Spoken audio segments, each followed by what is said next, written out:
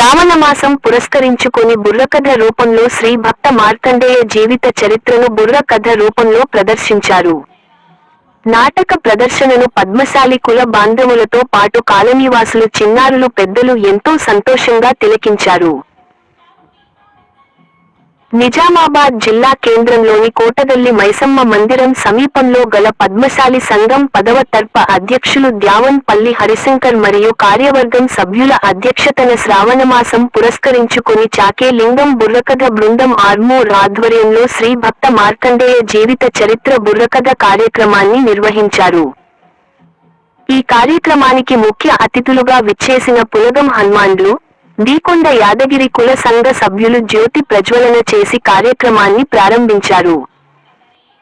ఈ చాకే లింగం బుర్రకథ బృందం సభ్యులైన హాస్యవంత భట్రాజ్ లక్ష్మీనారాయణ, రాజకీయ వంత నాగం లక్ష్మణ్ బుర్రకథ రూపంలో భక్త మార్కండేయుని జీవిత చరిత్రను నాటక ప్రదర్శన రూపంలో ప్రదర్శించారు.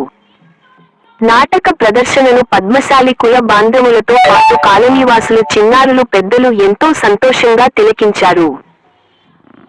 ఈ నాటక ప్రదర్శనలో భక్త మార్కండేయుని జననం ఏ విధంగా జరిగింది, ఏ విధంగా పరమశివునితో మృత్యుంజయునిగా చిరంజీవిగా ధృవతారాగా వెలుగొందాడో కళ్లకు కట్టినట్లు ప్రదర్శించడం పట్ల చాకే లింగం బుర్రకథ బృందం సభ్యులను అభినందించారు. మహిమాన్విత భక్త మార్కండేయ జీవిత చరిత్రను పరమశివునికి ప్రీతిప్రదమైన శ్రావణ మాసంలో అందరికీ తెలియజేసే దిశగా కుల సంఘ సభ్యులు ఈ కార్యక్రమం చేపట్టడం పట్ల పలువురు అభినందిస్తున్నారు. ఈ కార్యక్రమంలో పులగం హనుమండ్లు, అలాగే పట్టణ విద్యార్థి వసతి గృహ సంస్థ అధ్యక్షులు దీకొండ యాదగిరి, పట్టణ పద్మశాలి సంఘం ఉపాధ్యక్షులు ఎనుగందుల మురళి మరియు మాజీ పట్టణ అధ్యక్షులు దాబా నర్సయ్య, పెంటి దేవదాసు, అవధూత రాములు, మాజీ అధ్యక్షులు మచ్చ వినోద్, మహిళా మండలి మాజీ అధ్యక్షులు బల్ల లక్ష్మి, తర్ప ఉపాధ్యక్షులు బొమ్మెర తులసి ప్రసాద్, ఉపాధ్యక్షులు ద్యావన్ పల్లి గంగా ప్రసాద్, కోశాధికారి మద్దూరి భాస్కర్, సహాయ కార్యదర్శి పల్నాటి మల్లయ్య, సహాయ కార్యదర్శి అడ్డగట్ల దుర్గాప్రకాష్, మాజీ అధ్యక్షులు దుర్గాప్రసాద్, సలహాదారులు అడేపు గురుచరణం గారు మరియు వంగరి భూమయ్య మరియు జర్రేగల సుదర్శన్ మరియు వీరబత్తిని బుచ్చయ్య, వీరబత్తిని రామచంద్ర తదితరులు పాల్గొన్నారు.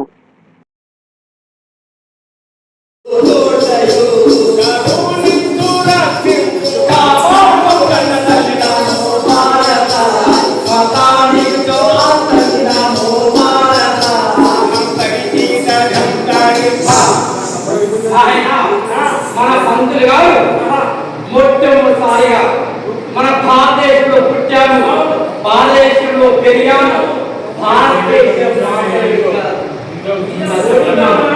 ఆ భారతమాత తల్లి, ఆ తల్లిని ప్రార్థించి ఆ తల్లి వడి లేని ఏంటి